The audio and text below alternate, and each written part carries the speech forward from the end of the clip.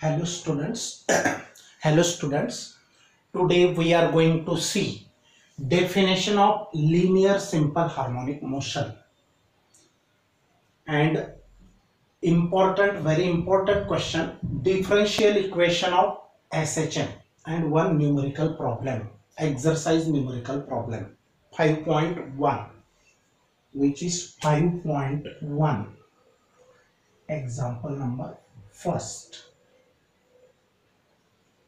So what is the definition of linear simple harmonic motion? See, when the pendulum is moving in a single plane, here two extreme positions are there. A and B are the extreme position. This pendulum and this center O is the mean or equilibrium position. Here the pendulum is moving to the left, again from left to mean to another right extreme position. Means here the two endpoints are the extreme position. We say it as a left extreme and another one is a right extreme, and center one is the mean. So when the pendulum, when you displace from its equilibrium position, then it moves to the left extremity, then comes to mean again, and from this mean it goes to the right extreme, and again from right extreme to mean to left, left to mean to right. Here in this motion, one of the force or acceleration is acting on the pendulum, and that force or acceleration is always trying the pendulum to bring to the mean position. When the pendulum moves to the left extremity, that time acceleration tries to bring the pendulum to the mean position. Again, when the pendulum is at right extremity, then also the force or acceleration is trying to bring that pendulum to the mean position. Means at every time force or acceleration is acting on the pendulum and trying to bring the pendulum to the mean position always. So the definition is that force is directly proportional to the displacement. Force is directly proportional to the displacement, and both are opposite in direction. We have seen in a spring mass oscillator that equation F is equal to minus kx. How it comes, we have seen it cleared. I have. That question was not important but for understanding this equation F is equal to minus kx, we must have to see that. So define linear simple harmonic motion. Linear SHM, here short form I have used simple harmonic motion. You can also use it, it is allowed. Linear SHM is defined as the linear periodic motion of a body. Linear SHM is defined as the linear periodic motion of the body. Linear SHM ही एक linear periodic motion आहे. Periodic म्हणजे काय, जिचा प्रत्येक चक्करला लागणारा वेळ हा सारखा आहे, म्हणजे पुन्हा आणि पुन्हा त्याच रस्त्यावरती ती मोशन घडत आहे, तिला आपण पिरियॉडिक मोशन असे म्हणतात. सतत जी घटना घडते ठराविक वेळेने after fixed time interval, then it is called a periodic motion और पिरियॉडिक फेनोमेना. तर बघा, linear SHM is defined as a linear periodic motion of a body in which force or acceleration is always directed towards the mean position. Force or acceleration always directed towards the mean position. त्यांची direction काय असते, मीन कडे ओघ असतो force किंवा ॲक्सेलरेशनचा, म्हणजे त्या पेंडुलमला main position कडे ओढण्याचा त्यांचा प्रयत्न असतो. मी अगोदरच आत्ताच सांगितलं की एक्स्ट्रीम पोझिशनला गेला तर त्याला मेन कडे यावं लागतं, इकडच्या एक्स्ट्रीम पोझिशनला गेला तर तिकडून परत मेनला यावं लागतं. म्हणजे फोर्स. तर linear SHM is defined as a linear periodic motion of a body. linear SHM he linear periodic motion of a body आहे in which की जिच्यामध्ये force or acceleration is always directed towards the mean position. एकदम महत्वाची गोष्ट, force किंवा acceleration हे नेहमी main position कडे त्यांची डायरेक्शन असते किंवा ओघ असतो, directed towards the mean position. आणि फोर्स आणि ऍक्सलरेशन यांचा मॅग्निट्यूड म्हणजे त्यांची व्हॅल्यू ही प्रपोर्शनल असते कोणाला, डिस्प्लेसमेंटला. तर and its magnitude, its means whose magnitude, force or acceleration's magnitude is a proportional to the displacement from the mean position. पण डिस्प्लेसमेंट कुठून मोजली जाते, मेन पोझिशन पासून. आता समजा हा पेंडुलम असा असा फिरत आहे आणि तो कोणत्या तरी वेळेला इथं आहे, at any instant of time. Say the pendulum is at this point. Then what is the displacement of the pendulum? The displacement is always measured from mean position. म्हणजे बघा तो इथं आहे तर डिस्प्लेसमेंट तो येताना कुठून पण स्टार्ट झाला असेल, मागचं बघायचं नाही. पण आता कुठं आहे आणि मेन पोझिशन पासून तो किती अंतरावर आहे, दॅट इज डिस्प्लेसमेंट.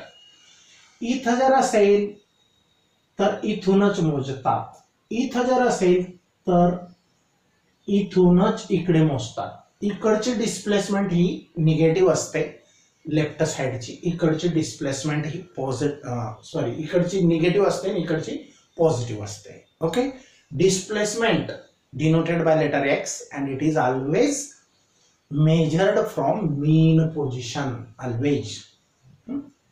मग जास्तीत जास्त डिस्प्लेसमेंट किती असते त्याची पेंडुलमची, तर तो जेव्हा इथं असेल तर पॉझिटिव्ह एक्स इतकी जास्तीत जास्त डिस्प्लेसमेंट असेल, किंवा तो इथं असेल तर निगेटिव्ह एक्स ही सुद्धा जास्तीत जास्त डिस्प्लेसमेंट असेल. आणि पुढे जाऊन एवढ्या डिस्टन्सला याला पाथ असे म्हणतात. ए बी हा पाथ आहे, A B length, A B is the path length of the pendulum किंवा SHM. आणि OB or OA both are same and they are called as amplitude of oscillation. त्याला amplitude of oscillation असं म्हणतात. ते पुढे बघणार आहेत आपण, पण थोडेसे आतापासून तुम्हाला स्टार्टिंग की त्या व्ह्यूने आपण इझी पडतो. आता बघा मग समजली, linear SHM is defined as a linear periodic motion of a body in which force or acceleration is in which force or acceleration is always directed towards the mean position and its magnitude is directly proportional to the displacement from the mean position. Displacement कुठून मोजायची, from the mean position. Very important definition it is and always asked in exam for 1 mark. Okay, समजली की नाही definition linear SHM. कारण या definition वरून हे equation बनलेलं आहे, F is equal to minus kx. तर बघा force is directly proportional to displacement and always directed. फोर्सची डायरेक्शन कशी असते, निगेटिव्ह म्हणजे टुवर्ड्स द मेन पोझिशन असते. म्हणजे डिस्प्लेसमेंट तिकडे घडली तर फोर्सची डायरेक्शन इकडे, डिस्प्लेसमेंट इकडे घडली तर फोर्सची डायरेक्शन तिकडे. म्हणजे डिस्प्लेसमेंट आणि फोर्सची डायरेक्शन नेहमी ऑपोजिट असतात. Both are oppositely directed. Force is directed towards the mean position, हे आपण बघणार आहेत. तर बघा समजलं मग linear SHM is defined as the linear periodic motion of a body in which the force or acceleration is always directed towards the mean position and its magnitude is directly proportional to the displacement from the mean position. This is the definition. Now next point is that use your brain power. Text page number 111. It is not so important, but if asked you should able to write. If there is a friction between a block and the resting surface, आता बघा, आपण स्प्रिंगचं example घेतलं होतं. Spring resting on A frictionless surface. जर तो surface आणि block हा एकदम स्मूथ नसेल, म्हणजे त्या ठिकाणी फ्रिक्शनलेस वापरलेलं आहे, पण जर फ्रिक्शन होत असेल म्हणजे ऑब्स्टॅकल म्हणजे त्याच्या मोशनला, ब्लॉकच्या मोशनला काय येत असेल, अडचण येत असेल, तर मग काय होईल, तो थोड्या वेळाने कुठंतरी थांबेल. तर if there is a friction between a block and the resting surface, resting म्हणजे ब्लॉक ज्या सरफेसवर आहे, फ्रिक्शनलेस सरफेसवर, तो फ्रिक्शन जर होत असेल, how will it govern the motion of the block. तर तो रेस्टिंग सरफेस त्या ब्लॉकच्या मोशनला कसं गव्हर्न करेल, म्हणजे त्याची मोशन तो ठरवेल. हा, तो डिसाइड करेल. कोण? फ्रिक्शनलेस सरफेस डिसाइड करेल त्या ब्लॉकची मोशन. तर ती मोशन कशी असेल असं विचारलेलं आहे या क्वेश्चन मध्ये. How will it govern the motion of the block. तर तो रेस्टिंग सरफेस जो आहे तो जर फ्रिक्शन होत असेल म्हणजे घासला जात असेल, तर ब्लॉकला अडचण येईल आणि तो इझिली स्मूथली पुढे मागे टू अँड फ्रो मूव्ह होणार नाही मूव्ह होणार, तर तो हळूहळू त्याचा हा रस्ता काय आहे, कमी कमी होत जाईल. Amplitude goes on decreasing. आणि ज्या मोशनमध्ये ॲम्प्लिट्यूड कमी होत झिरो होतो, त्या मोशनला डॅम्पिंग मोशन असे म्हणतात. म्हणजे पहिल्याने आपण झोक्याला हलवून दिलं आणि थोड्या वेळाने तो हळूहळू इक्विलिब्रियम पोझिशनला स्टॉप होतो, म्हणजे त्याचा हा ॲम्प्लिट्यूड कमी होतो. हा किंवा याला ॲम्प्लिट्यूड म्हणतात. एवढ्या AO distance or OB distance, path length त्याची कमी होते. And such a motion is called as damping motion. Okay. तर बघा, if there is a friction between a block and the resting surface, the block will undergo damping motion. एवढंच answer खरं आहे. बघा, हे बाकीचे तर क्वेश्चन मध्येच आहे. The block will undergo damping motion. तर ब्लॉक कोणती मोशन करेल? Damping motion. डॅम्पिंग मोशन कोणाला म्हणतात? ज्याच्यामध्ये ॲम्प्लिट्यूड कमी होतो. ओके. आता एक ऑसिलेशन म्हणजे काय? आता बघा, याच्यासाठी मी हा पाथ ड्रॉ केलेला आहे. समजा पार्टिकल इथून निघाला, पार्टिकल किंवा पेंडुलम इथून निघाला, इथं गेला, तिथून परत इथं आला, तर एक राऊंड झाला, एक ऑसिलेशन त्याने पूर्ण केलं. किंवा इथून निघाला, झोकेवाल्याने इथून झोका दिला असा, इथून इथं पोचला, तिथून परत इथं आला, तरी एक ऑसिलेशन झालं. म्हणजे एंड टू एंड एक चक्कर. किंवा इथून असा, इथून असा, किंवा इथून असा, किंवा इथून स्टार्ट केलं त्याने आणि तो इकडे गेला, इथून इकडे गेला, तिथं गेला, परत इथं आला, तर एक राऊंड किंवा एक ऑसिलेशन. हा, लक्षात ठेवा. किंवा इथून इकडे गेला, तिकडे इथपर्यंत आला, परत इथं आला, तर एक राऊंड. पण इथून इकडे जाऊन इथं परत आला, तर अर्धाच राऊंड. हा, लक्षात ठेवा, एक ऑसिलेशन. एक ऑसिलेशन समजलं. मग A to B and again B to A, किंवा O to B, B to A and again A to O. This completes one oscillation. आता बघा, एक ऑसिलेशन ची डेफिनेशन किंवा त्याचा अर्थ विचारला जात नाही, पण तुम्हाला माहिती असणे प्रॉब्लेमसाठी आवश्यक आहे. तर बघा, एक कंप्लीट ऑसिलेशन मीन्स, एक कंप्लीट ऑसिलेशन म्हणजे एक चक्कर, round, when the object goes from one extreme to other. एका एक्स्ट्रीम, कोणती पण, इथून तिथं किंवा तिकडून इथं आला, कोणत्या पण एक्स्ट्रीम पासून त्याने स्टार्ट केलं, one extreme to other and back to the initial position, आणि जिथं होता परत तिथं आला. ज्या एक्स्ट्रीम पासून स्टार्टिंग केली, दुसऱ्या एक्स्ट्रीम पर्यंत पोहोचला आणि तिथून परत आधी जिथं होता तिथं आला, तर एक राऊंड, एक ऑसिलेशन त्याचं पूर्ण झालं असे समजलं जातं. आता very important question it is topic number 5.4, differential equation of SHM. आता बघा, तुम्ही मॅथमॅटिक्स मध्ये शिकणार, सर्कलचे इक्वेशन, पॅराबोला, हायपरबोला, इलिप्स. तर प्रत्येकाला इक्वेशन असतं. मोशनला इक्वेशन मध्ये सांगता येते. We can express motion in equation. मागच्या वर्षी आपण प्रोजेक्टाईल मोशन पाहिली होती, त्याच्यासाठी पण एक इक्वेशन होतं. तर आता तसं SHM साठी पण एक इक्वेशन आहे आणि त्याला डिफरन्शियल इक्वेशन असं म्हणतात. आता डिफरन्शियल का म्हणत असतील तर इथं डेरिव्हेटिव्ह टर्म आहे, d/dt. डेरिव्हेटिव्ह टर्म आहे म्हणून त्याला डिफरन्शियल म्हणतात. डेरिव्हेटिव्हचा अर्थ डिफरन्शियल. तर बघा, डिफरन्शियल इक्वेशन ऑफ SHM समजलं. मग डिफरन्शियल का बरं म्हणतात? डिफरन्स डेरिव्हेटिव्ह आहे म्हणून त्याला डिफरन्शियल इक्वेशन ऑफ SHM म्हणतात. हे बनवायचे आपल्याला. बघा, सिंपल आहे, व्हेरी सिंपल आणि व्हेरी इम्पॉर्टंट.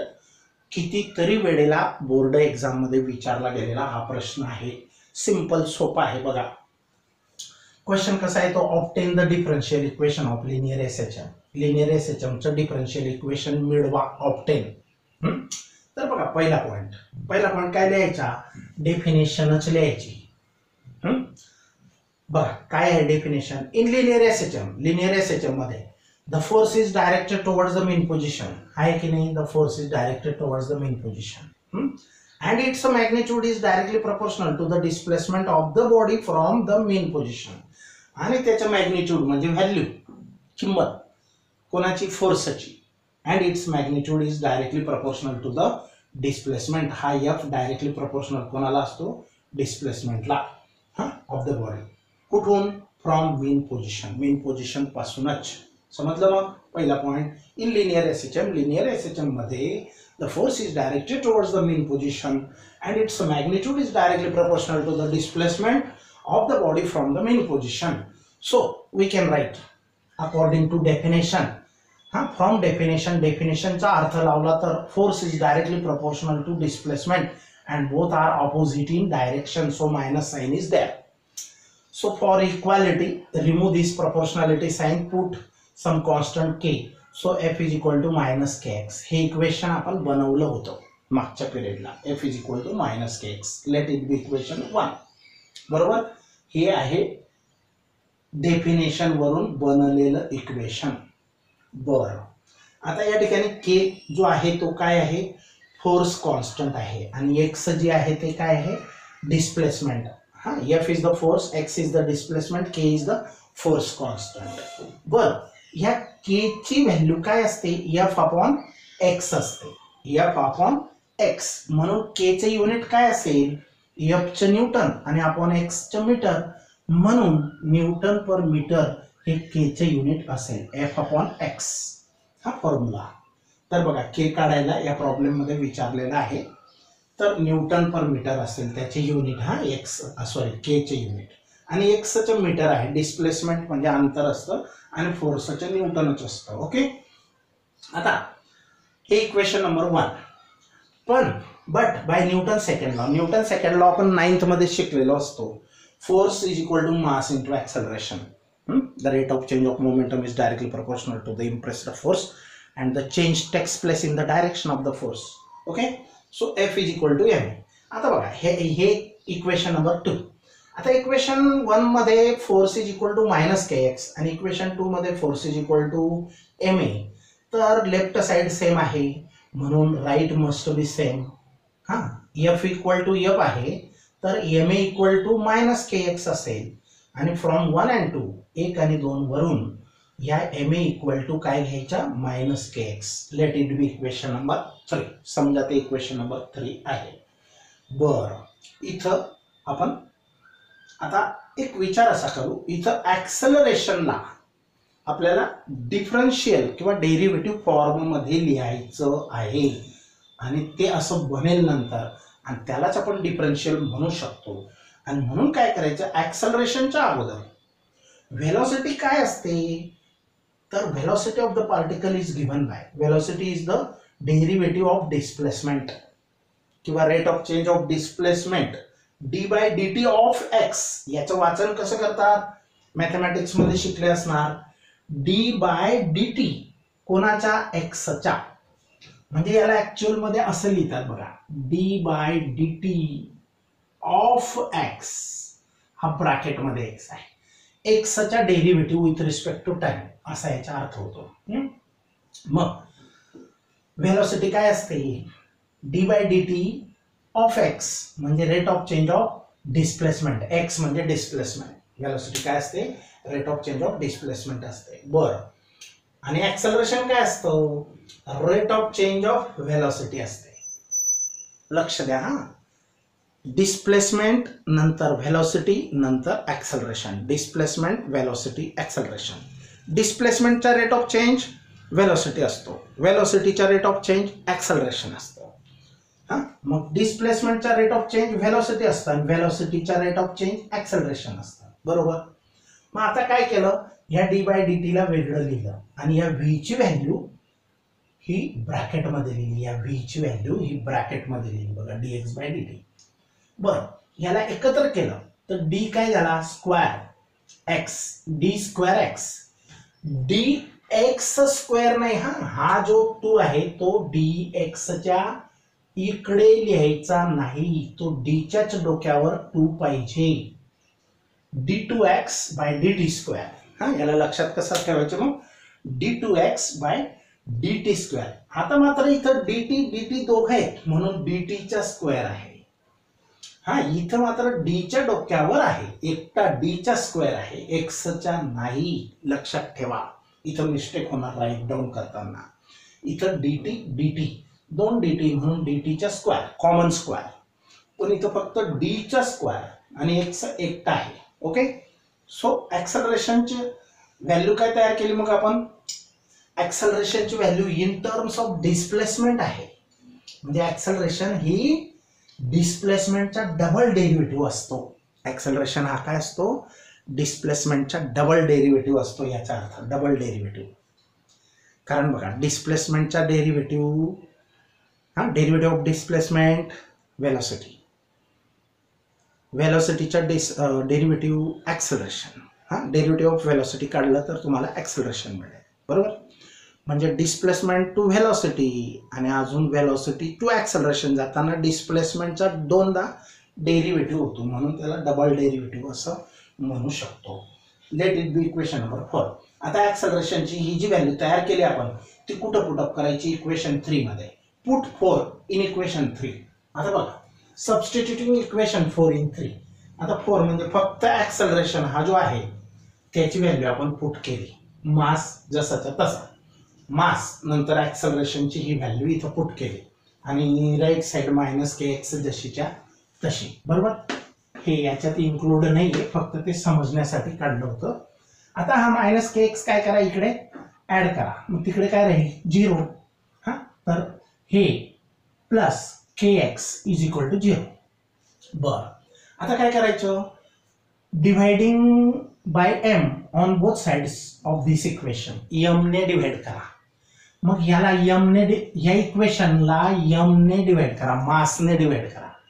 मग m upon m 1 into d two x by D T square, d two x by D T square, आणि के अपॉन एम, याला पण डिवाइड करावं लागेल ना एम ने, आणि याला डिवाइड केलं तर 0च येणार.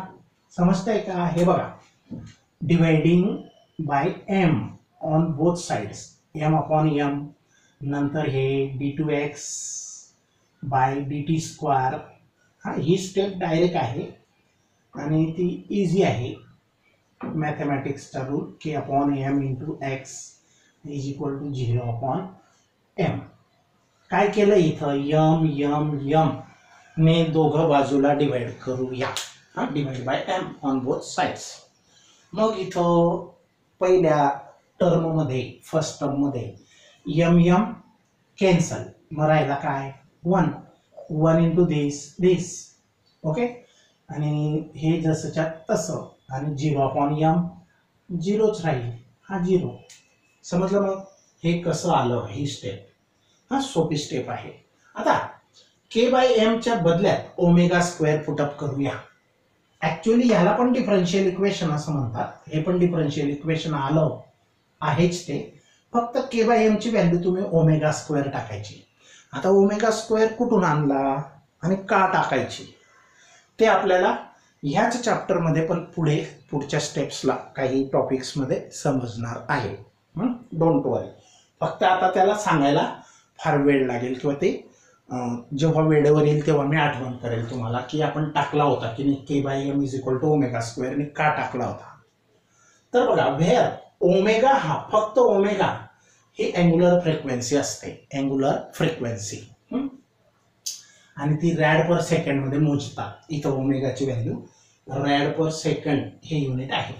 तर बघा ह्याची व्हॅल्यू जर ω² ठेवली तर हे जसंच्या तसं याची व्हॅल्यू ω² हा x जसाचा तसा = 0 आणि हे जे इक्वेशन तयार झालं this is the differential equation of linear SHM.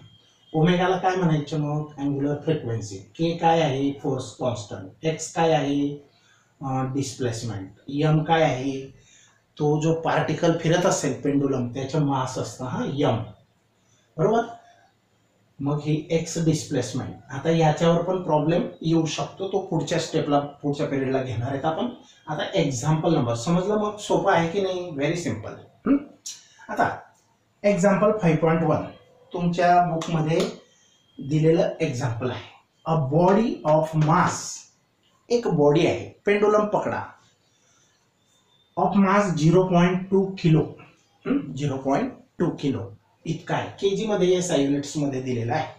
Performs linear SHM, तो ह्या रस्त्यावरती असा काढला होता ना हाफ, त्याच्यावर ती बॉडी फिरत आहे. शिवनेंत्राची सुई टू अँड फ्रो सरळ जाते येते जाते येते. हा तर एक बॉडी आहे तिचं मास इतकं आहे आणि ती परफॉर्म करते म्हणजे लिनियर मोशन पूर्ण करत आहे. It experiences a restoring force of 0.2 Newton. Restoring force म्हणजे काय, त्या बॉडीला एक्स्ट्रीमला गेली तर मेन कडे खेचायचं, इकडच्या एक्स्ट्रीमला गेली तर मेन कडे खेचायचं, सेंटरकडे खेचायचं.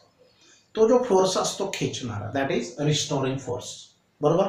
हा किती ऍक्टिव्ह होतोय, it experiences means that body experiences a restoring force of 0.2 Newton when its a displacement from the mean position is 4 centimeter. Displacement from the mean position म्हणजे परत एकदा सांगतो बघा, ही मेन पोझिशन आहे. जर इथून ती 4 सेंटीमीटर वर असेल तेव्हा फोर्स इतका होता. हा AB रस्ता आहे, AB रस्ता फार महत्वाचा आहे. हा OB, O centre main, A आणि B हे एक्स्ट्रीम पोझिशन आहे. जर समजा ही एक बॉडी त्या मासची ती तिकडे जाते इकडे येते इकडून तिकडे जाते, चालू आहे तिची मोशन, सिंपल हार्मोनिक मोशन, आणि तिला मेन पोझिशन कडे इथं असेल तर इकडे खेचणारा किंवा इथं असेल तर इकडे खेचणारा फोर्स 0.2 न्यूटन आहे. आणि जेव्हा Wien it's a displacement is from the mean position is 4 centimetre, जेव्हा तिची डिस्प्लेसमेंट इथं 4 सेंटीमीटर असेल, x = 4 सेंटीमीटर असेल, तेव्हा इतका फोर्स तिच्यावर ऍक्ट होतो. तर तेव्हा डिटरमाइन करा फोर्स कॉन्स्टंटची व्हॅल्यू काय असेल. डिटरमाइन फोर्स कॉन्स्टंट म्हणजे आता ब्लॉक आणि स्प्रिंग असतील, मग ती स्प्रिंग त्या ब्लॉकला खेचत असेल रिस्टोरिंग फोर्स, मग त्याला आपण मग त्या स्प्रिंगला फोर्स कॉन्स्टंट असतो, स्प्रिंग कॉन्स्टंट और फोर्स कॉन्स्टंट, तर तो फाइंड करा. दुसरी गोष्ट पिरियड ऑफ SHM म्हणजे एक राऊंड त्या बॉडीला पूर्ण करायला लागणारा वेळ काढा, पिरियड ऑफ SHM. तिसरी गोष्ट ती किती स्पीड मध्ये आहे म्हणजे ऍक्सलरेशन पण काढा, acceleration of the body when it's a displacement from main position is 1. आता डिस्प्लेसमेंट ही नेहमी मेन पोझिशन पासूनच समजावी किंवा मोजली जाते, ती इकडे असो का तिकडे असो. तर जेव्हा ऍक्सलरेशन काढा पण केव्हा, त्या बॉडीची डिस्प्लेसमेंट ही मेन पोझिशन पासून 1 सेंटीमीटर वर असेल. आता बघा 2 डिस्प्लेसमेंट दिलेल्या आहेत आणि टेक्स्ट बुक मध्ये हा प्रॉब्लेम चुकवलेला आहे.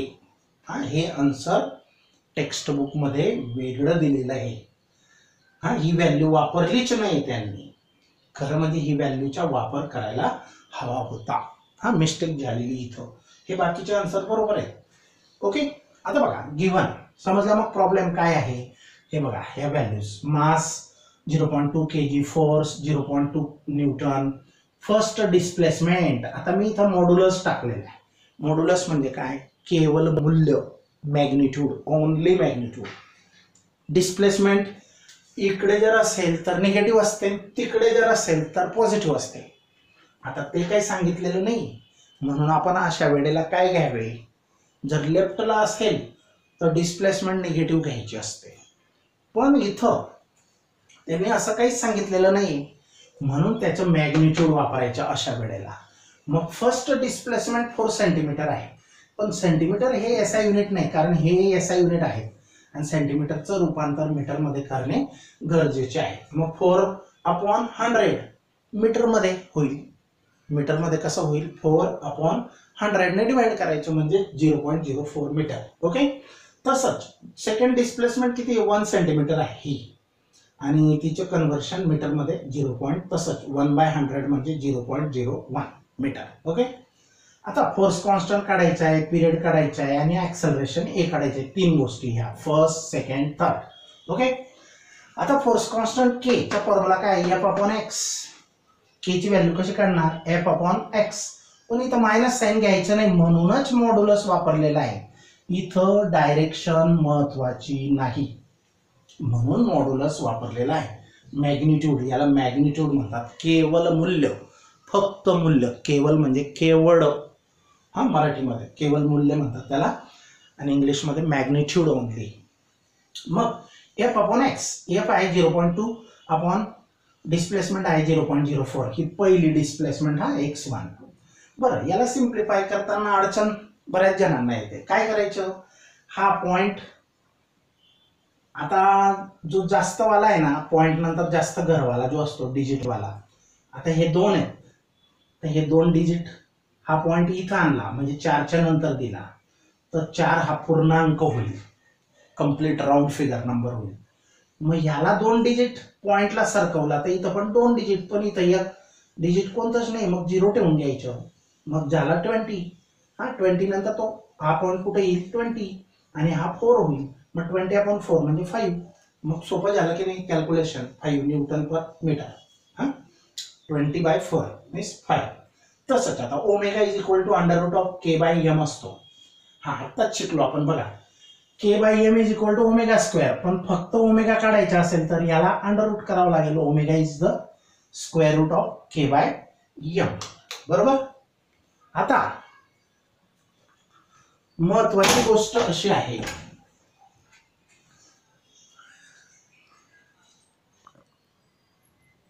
अरे लाईट गेली, लाईट गेली अचानक. काहीतरी आणा चमकवण्यासाठी फळ्यावर. अरे आणा रे लाईट वगैरे. हे फॅनची पण बंद झाली. हा हा चल राहू दे, काही नाही, झालं थोडंसं बाकी. तर बघा के ची व्हॅल्यू आता काढली आपण 5 अपॉन मास आहे 0.2. मग याला पण तसंच पॉईंट इकडे सरकवा, म्हणजे याचा पण एक 0 ठेवा. 50/2 म्हणजे √25, 25चे 5 आन्सर, √25 5. मग तसं आपल्याला टी काढायचं आहे. मग 2π/ω हा फॉर्म्युला आहे. 2π/ω ची व्हॅल्यू 5 आणि 2 ला 5 ने डिवाइड केलं तर 0.4. हां, आणि पाय जसाच्या तसा सेकंड्स मध्ये पिरियड. तसं acceleration a is equal to -ω²x आणि x2 ची व्हॅल्यू 0.01 इथं वापरायची आहे. टेक्स्ट बुक मध्ये इथं ही व्हॅल्यू वापरलेली नाही.